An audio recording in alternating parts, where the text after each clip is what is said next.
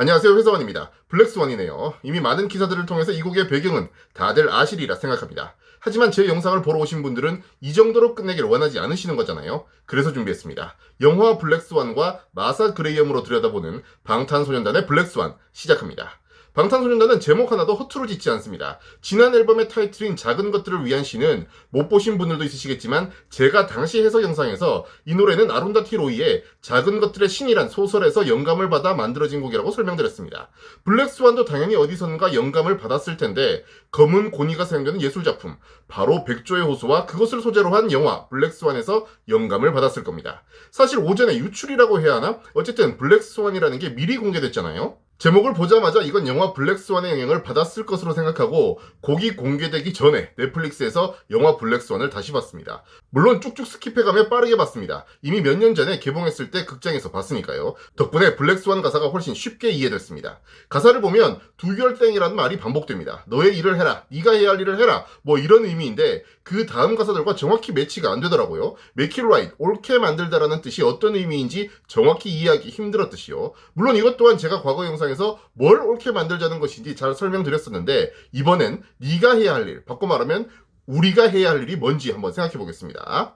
영화 블랙스완으로 가보죠. 영화 블랙스완은 방탄소년단의 맵 오브 더 소울을 어느 정도 이해하고 계신 분이라면 그리 어렵지 않게 이해할 수 있습니다. 물론 19금 영화라 잔인하거나 수위가 높은 장면들이 좀 있지만 큰 의미를 이해하는 건 충분히 가능합니다. 어머니의 강압 속에서 착하고 순수하게 자란 니나란 발레리나가 있습니다. 백조의 호수 주인공 자리에 도전합니다. 주인공은 백조인 오데트와 흑조인 오딜, 완전히 상반된 두 캐릭터를 연기해야 하죠. 이미 여기서 느낌 오시죠? 네, 백조는 니나의 페르소나, 흑조는 그림자입니다. 그런데 니나는 이 그림자를 끄집어내서 무대에서 연기를 하는 게 무척 힘듭니다. 백조의 페르소나가 너무 강했기 때문에 자기 안의 그림자를 대면하지 못하는 거죠.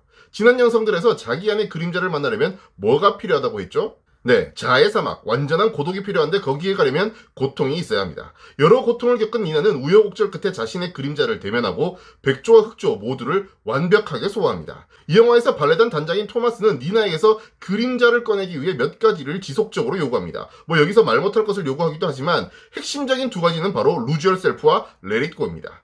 우연히도 둘 다 노래 제목이네요. 사실 이 두 노래도 가사를 잘 들여다보면 새로운 자신을 찾는다는 내용입니다. 놀라운 일이죠. 어쨌든 영화 속의 이 두 대사는 주로 너 자신을 내려놓아라, 감정의 몸을 맡겨라, 분출해라, 흘러가는 대로 놔둬라 뭐 이런 의미로 사용됩니다. 이처럼 자신을 얽매던 페르소나를 조금씩 벗어던진 니나는 고통을 겪고 그림자를 만난 뒤 완벽해지죠. 방탄소년단의 블랙스완으로 돌아와 봅시다. Do your thing! 네가 해야 할 일을 하라는데 그게 뭘까요? 이후 가사를 보면 알겠지만 멤버들은 음악이 감동이나 떨림을 주지 못할지도 모른다는 두려움, 바로 고통을 통해서 내면의 그림자와 마주합니다. 어떤 방식으로요? Lose yourself, let it go의 방식으로요. 이렇게 했더니 어떻게 됩니까? 귓가에는 느린 심장 소리만 들리고 벗어날래도 더 깊이 침잠하고 모든 빛이 침묵하고 어떤 소리도 들리지 않는 바다에서 누군가가 발목을 잡죠.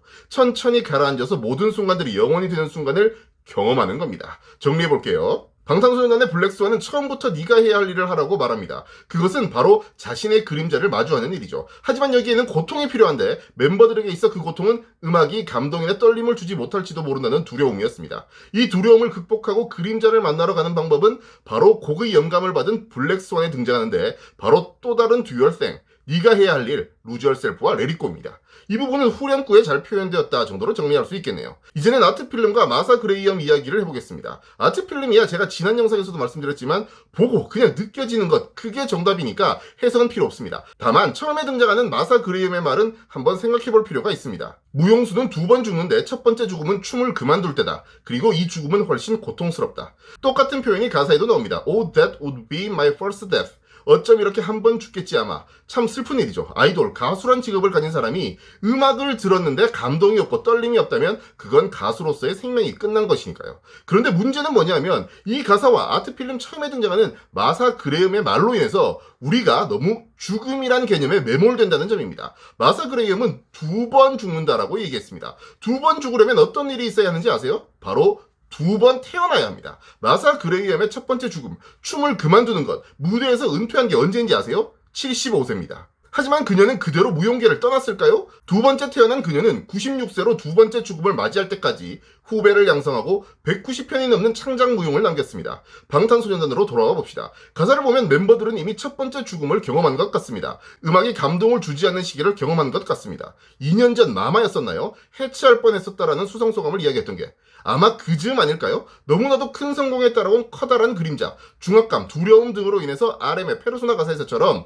음악을 왜 시작했는지 잊어버렸고 음악이 주는 감동과 떨림조차 당시에는 느끼지 못했던 것이 아닐까요?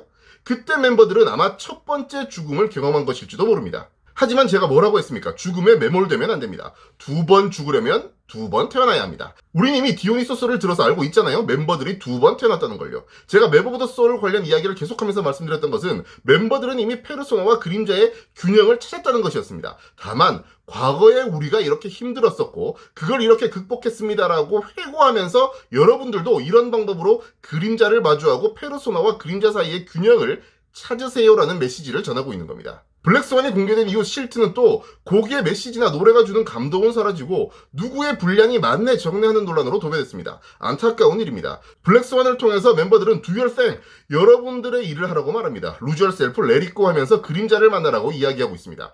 여러분들이 할 일은 분량 싸움이 아닌 자기를 좀 더 내려놓고 자신의 그림자를 만나며 끝으로 열심히 스밍을 하는 일입니다. 고맙습니다.